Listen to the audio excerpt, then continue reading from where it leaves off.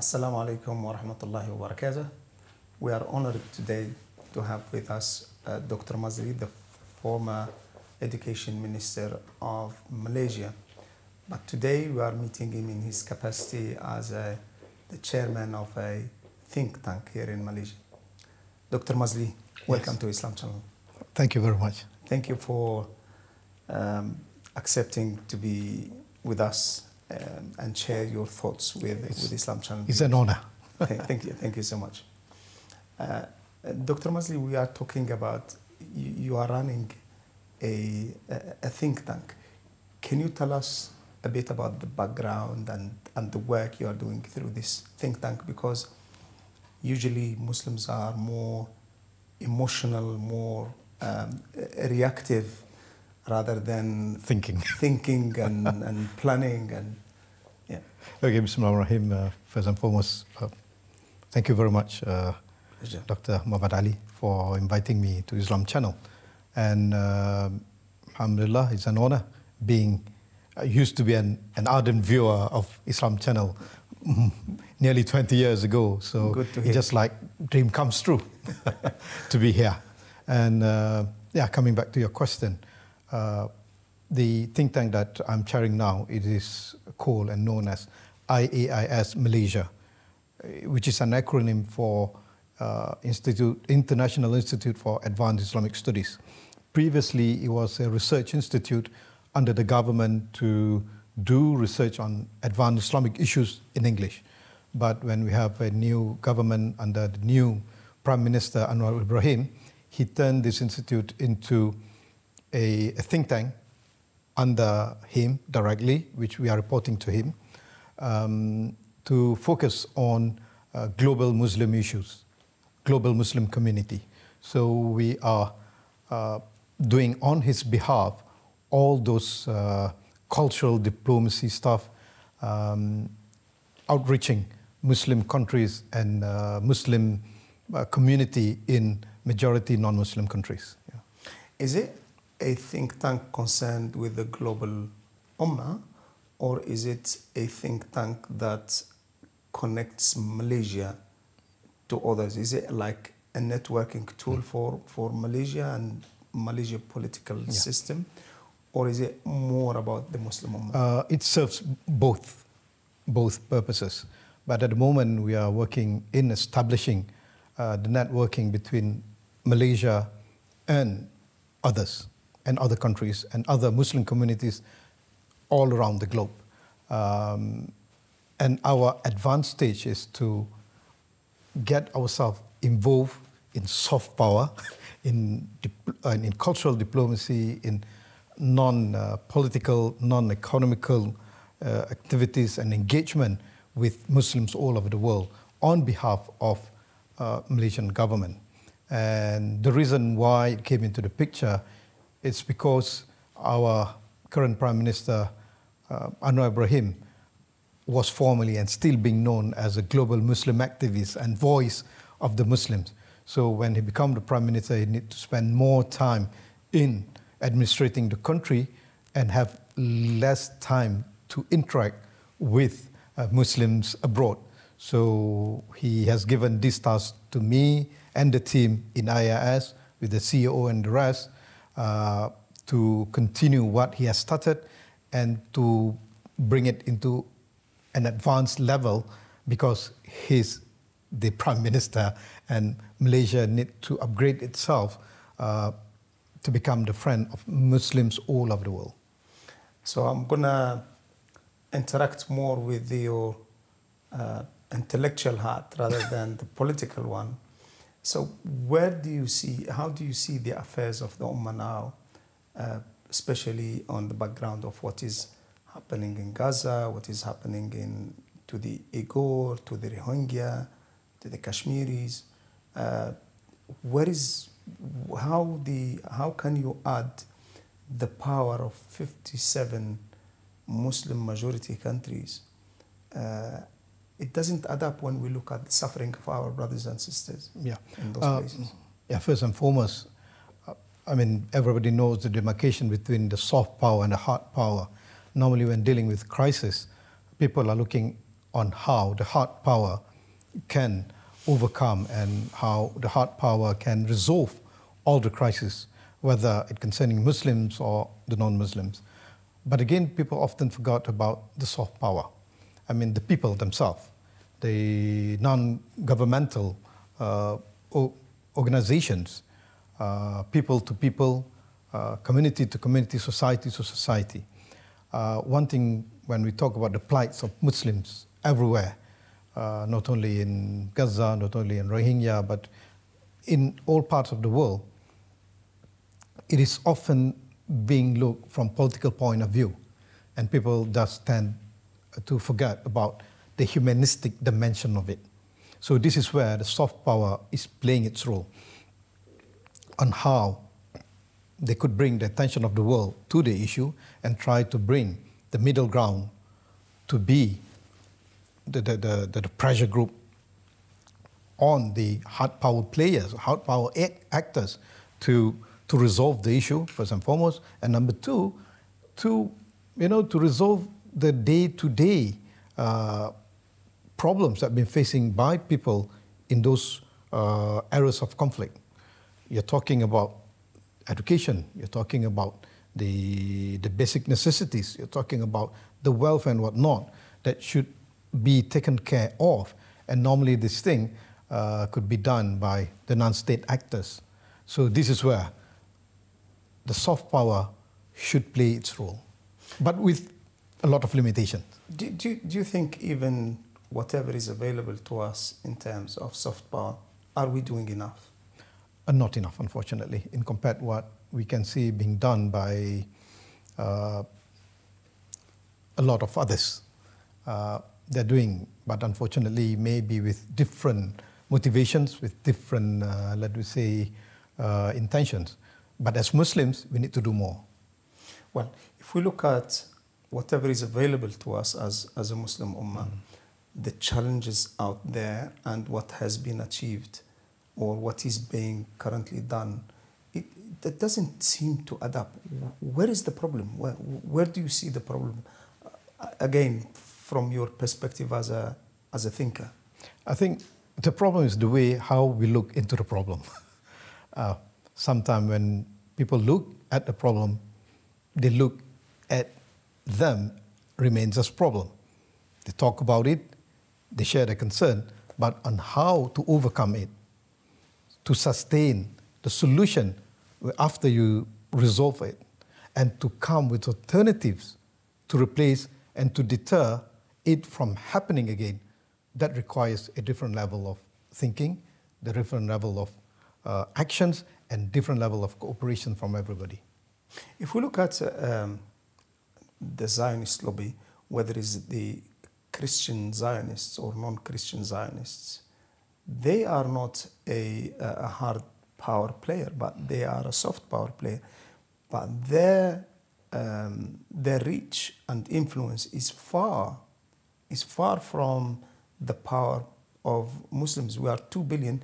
Maybe all the Christian and non-Christian Zionists are probably 100, 200 million. But their impact is much bigger. Why is that? What are the thinkers, what are our institutions and organizations to have an impact similar to what is happening on the other side? Number one, if you notice, they've started what they've been doing since decades ago, if not a century ago. And I mean, the J Street has been known of that the kitchen cabinet for what they are doing. They're cooking everything there. And also you could find the same thing in few other places that they've been doing the same, the lobbies, not only to the government, but also to different institutions of any significant countries that contribute towards the result of many big things. So, I mean, to come at the stage where they are now, we should start. But one thing, we must have a clear goal. What do we want to achieve? For them, they have a clear goal. But when it comes to Muslims, sometimes we have different motivations on one side, and we are not clear what we want to achieve on another side. And we have a lot of, let me say, personal political interests. country A has their own interests, country B has different interests, country C may have contradicting interests with country A and country B, although they're all Muslims. So we must have a clear mutual vision what we want to achieve. Well, what we want to achieve is we want to have influence and impact, and we want to have, when there is the plight of our brethren Muslims, we can do something about it, not just hopelessly watching what is happening, like the massacre now, the genocide that is keep going on for a year now in Gaza is a big shame. So, where is the role of our Muslim civil society? If we leave the governments to the side, what we as Muslims, as ordinary people or people who have intellectual power, I'm not talking about now the political power and political will, what can we do? What should be done? If you look on the ground, there's a lot of initiatives that have been done by different civil society organizations in those conflict areas. But again, sometimes the hard power will come into the picture because they control the borders, they control what can be done and what couldn't be done, and they also determine who can do and who cannot do. So I think rather than only confine ourselves as Muslims in looking into certain issues that should be considered as humanistic catastrophe, we should get along with other, let me say, global South cooperation, and even those from the North, get the civil societies to come together. And when people from all walk of life, from all over the globe, could come together and cooperate, you create an impact to give certain pressure on certain countries who are controlling certain do's and don'ts that they want to control when they have the pressure from all over the world. But at the moment, sometimes Muslims, when we see certain conflicts, we thought, oh, it's Muslims' plight and it's only concerning Muslims. No. When it comes to lives, when it comes to children, when it comes to women, when it comes to education, when it comes to, community, it concerns the whole global human community. So we should learn on how to work with others. Yes. With your permission, if I may move to another topic, we have been hearing the word Islam is the solution, Islam is the solution. And those who propagate this slogan, Islam is the solution, did come to power in some Muslim countries. And they became the problem. And they became the problem. We didn't see that coming to fruition. We didn't see the impact of that. Where is the problem? Is it because Islam is not the solution, or because we don't know what is the solution within Islam? Islam is the solution, al-Islam wal-hal. It's only a, let us say, a banner, something that we call for. But in order to solve a problem, we need to understand the root of the problem, the root cause of the problem, and not only to overcome the problem, to solve the problem, but also to think on how to deter a new problem from coming, to prevent a similar problem to occur or to reoccur in the future.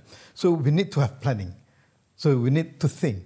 And I think what we are losing is the thought process sometimes. Yes, we want to solve a problem. Sometimes we solve a problem and we create a new problem. That's what normally happening in many Muslim places, because we are not really prudent in our action. We're not really having a clear vision on what we want to achieve, number one, and number two, what we don't want to happen. So I think we did talk about Zionist lobby just now, because they were there since maybe century, definitely more than century. Not only they have a goal, not only they have a vision that they want to achieve, they also have a clear vision on what they don't want to happen. So does that mean we lack the vision? We lack the vision, we lack the planning, we lack of the thought process, we lack of the thinking, and we lack of, let me say, having a a prudent, let me say, not only vision, but also contemplating on things that would happen in the future. So is it then the slogan of Islam is the solution? Is it just a way to appeal to the goodness within the hearts of the public so they can elect us and vote us in? And once we are there, we don't have a solution. It's a commodity for any politicians. How can we stop that being a commodity, or how can we give it a meaning? We should start deal with the reality. We should know that the reality is, when there's a problem, we need to understand what is the problem, what is the root cause of the problem, what will happen after the problem, what problem will happen after we overcome this problem. So everything need to put in order, and everything need to be contemplated and to be planned accordingly, so we have a clear vision, a clear goal of what to achieve, and a clear goal in deterring things that we don't want it to happen. If we want to have a vision for the future, and if we want to have the public, the normal, the ordinary, the men of the street, in the street, will be convinced that Islam is really a solution, what needs to happen? What substance we can add to that? Say, in how Islam is going to make me economically better off. Okay. How can Islam is going to make me safer? Is it by chopping hands, or how is it? How does it work? It's about replying to the needs of the people. For example, people need, a better wage, and you're telling them that you go and pray. It doesn't work. I mean, you need to improve on the wage issue. People need a better welfare. But how? A better economic planning, a comprehensive, holistic way in looking into the well-being of the people, and try to predict what will happen if we don't do this, and try to predict what will happen if we do that. Scenario planning should be there. You should have an analytical way in looking into things. So this is where, for example, we should understand first and foremost what is the problem, and trying to solve the problem by understanding the root cause of the problem, and trying to maintain the solution, make it sustainable, to make sure that the problem would never reoccur, whether in the same manner or in a different way, on a different kind.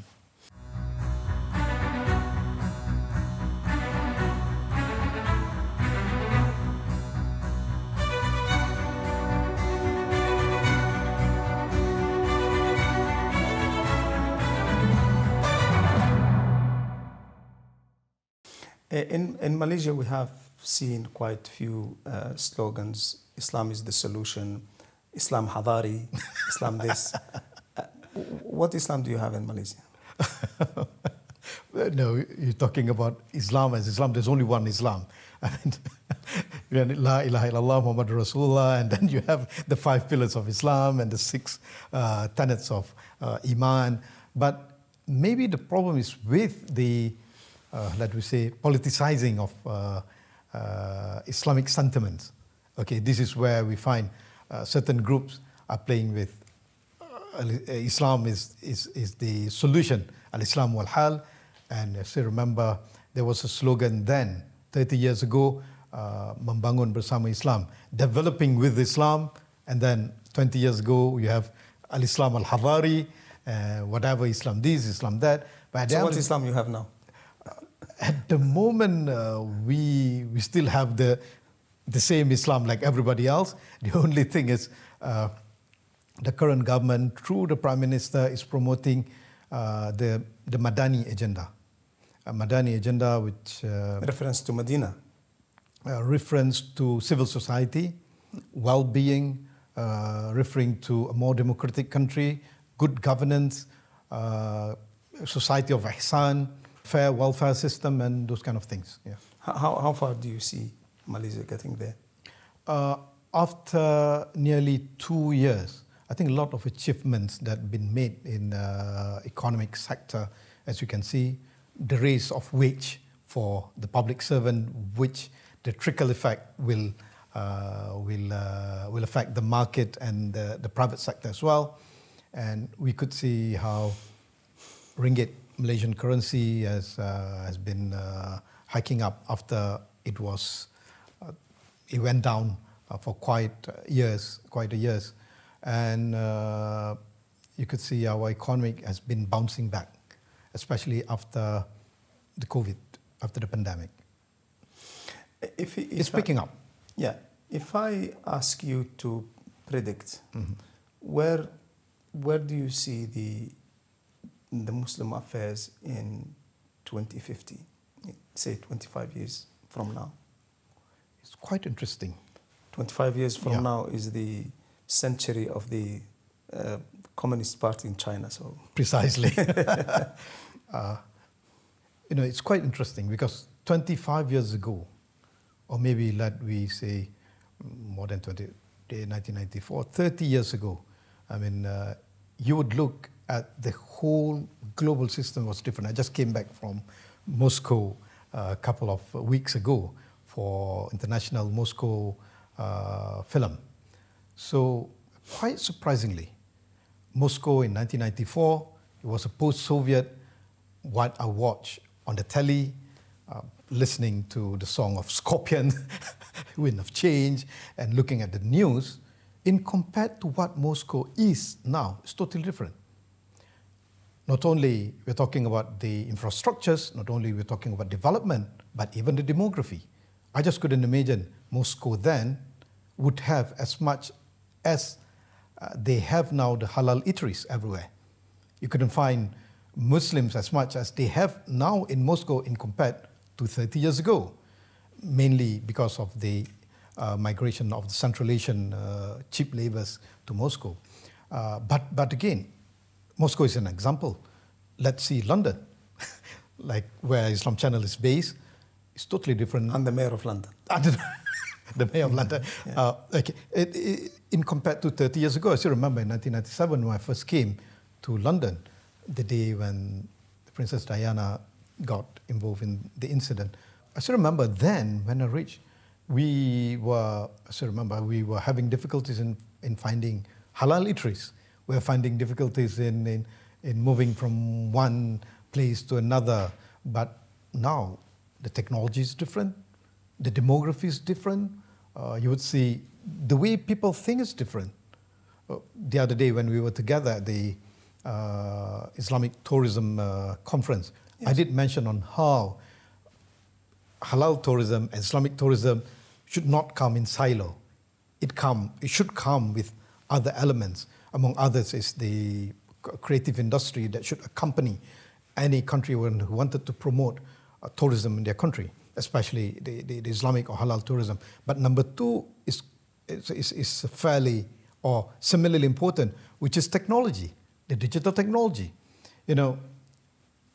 Who would imagine? When I first reached London in 1994, 1997 then, it was very difficult to find a rental car, especially when we only brought with us Malaysian driving license. It was not easy. But nowadays, it was through the apps. So just imagine, in the future, in the very short, near future, you'd find an app where you just put, okay, I want to go, my next vacation would be somewhere in Europe based on my latest saving. You just get in and the AI will guide you from your doorsteps to the country you want to go, places you want to enjoy great memories with your family or alone with your couple until you come back to your doll house. That's what's going to happen. So if you ask me what's going to happen, how will I predict in 2050, I would say that we will be living in a world which people will be living with full of regretfulness. We will regret of what our forefathers have done, of what our earlier generation have done, and our grandchildren then, or maybe our children then, would try not to repeat what we and the previous generation have committed. So you would imagine a situation of what we see in post-Soviet Russia today, that they never want to repeat the Soviet Russia moment of their grandparents. The same thing happened to, let's say, the most of the war-torn countries that we have.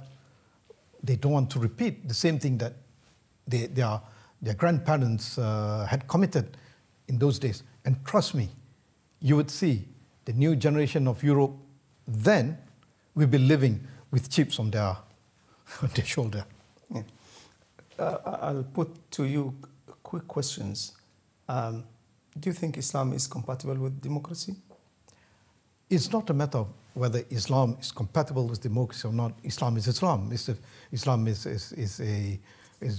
a religion, is a belief system, a holistic, complete belief system that Muslims adhere to, a set of values. And democracy is a mechanism, a system that came into the picture after years of experience of tyrannism, of injustice that happened in the West. Democracy keep evolving itself. It keep improving itself from one form to another, because that's the nature of any human-made belief. Islam as a tenet, as belief, will forever be there. It's a matter on how Muslims react towards democracy. And at the moment, if we can see, democracy as a system works better in many places, in many Muslim countries, in compared to other political system. You may find some other political system in Muslim countries serve better in democracy, but honestly, in many Muslim countries, democracy serves well. But that is not without problems. You would also find a lot of problematic things that happen with democracy.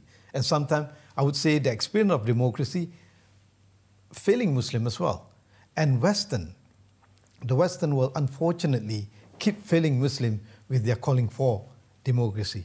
When Muslim adopted democracy, but not for their interest, not in their favor, they will try to kill that democracy. And they will be happy with whoever come, even when they are not celebrating democracy. And it's very unfortunate nowadays when people got confused between democracy and the agenda of certain groups. The same goes to human rights. Sometimes when people talk human rights, people always talk about certain agenda of certain community of people that they thought if you couldn't accept their way, you're not democratic, you're not promoting human rights, which is totally wrong. Human rights is about the basic human rights that everybody would agree. Muslims, non-Muslims, and believers, non-believers, everybody could agree on certain basic universal human rights. I have two final questions, but if you give me straightforward answers to them. So number one, Muslims, they do strive to unities. Unity is something sacred in the mentality of Muslims. And historical experience, we always had a political entity that was more or less representative of the overwhelming majority of Muslims. Do you think that is something from the past? Or do you think for the future that will be utopian idea to adopt, or there is a hope? The word unity is a very tricky word, because throughout Muslim history, the word unity normally brings disputes among Muslims and further divide Muslims rather than uniting them. I would say that rather than talking about unity, let's talk about love, happiness, and mutual respect. Those values that have been promoted by Quran, been promoted by Prophet Muhammad, could be agreed by many, which will manifest the term mercy or rahmah of Islam itself. Who doesn't want love? So love should be celebrated and should be promoted, not only about loving yourself, but loving your family. But loving does your that community. mean it's not a legitimate aspiration by Muslims to have some kind of unity when we see like the European Union, 27 countries now, and they have more coming on the way, whereby with the same passport, you don't even need passport, you go live, work, study, do whatever you want, do business across border, nobody will ask you a question. You're talking about politics, about borders. Yes. About nation states. About unity. Okay. About political, some kind of unity. So for Muslims to go to one place to another, you have to have a passport, then you have to have a visa, then you have to line up, then you have to queue up, then you have to wait. Okay, that requires a separate interview altogether when we are talking about the border issues. Yeah, I'm talking about from the intellectual side. Yeah. Is it something that could happen eventually, or something, because some people they say that's something from the past, forget about it. No. It would happen and will happen if we concentrate more on economy and cooperations when it comes to trades and economy among the countries. If you try to impose certain ideological reality, that would become utopia, just like you mentioned. Or we try to impose certain, political dream, or I hate to use the word utopia, but vision that you're trying to get all Muslims united like what we're living in the past. That would be a romanticism. But people will get together, the border will be open if we integrate the trades among Muslim countries, more economic cooperation among Muslim countries, and I trust it's not only among Muslim countries, but also among the global community. BRICS, for example, is trying to move towards that. And I think it's not wise for Muslims only to concentrate themselves amongst their own community. We're living in a borderless world, quote unquote, borderless world. And we're living in a world that we should learn more how to interact rather than to fight, more to cooperate rather than disintegrate, more to mutually understanding the differences rather than to force everybody to unite and to uniform themselves under certain unifying order. A couple of days ago, we both attended the Islamic tourism conference. So now we know tourism, we know economy, we know finance, we know art, but recently the prefix Islamic is coming to play a role on all of this. So we are talking about Islamic tourism, Islamic fashion, Islamic finance, Islamic banking, Islamic arts. Is it, again, as we were talking about Islam huwa al-hal and Islam hadari and all of that, something to appeal? Is there a substance to that, or is it another way also? At the economic level, we had the political level, but now at the economic level, we are appealing to the emotion of the masses. No, actually, what we're seeing today is part of the global trend. Just like I mentioned the other day, I said that the global trend now is moving towards the politics of identity. Everybody is resorting to define themselves by reinstating the identity. I'm not talking it in a negative way. I'm talking it about descriptively in a way to understand the reality. The reality. So as for Muslims, they found themselves resorting towards the identity as Muslim. When you say that you're Muslim, it's not only about professing of become Muslim, but also trying to adhere to certain values that reinstate your Muslim or Islamic identity. This is where you find all those things come in, because it completes your self-searching for your soul of becoming Muslim, or for your soul of identity of becoming Muslim. Whether it is economic factor, whether it is psychological factor or emotional factor, it comes together. And sometimes it's political factor as well. I mean, as for Islamic tourism, Islamic fashion or not, that is part of the global phenomenon, the global phenomenon of identity.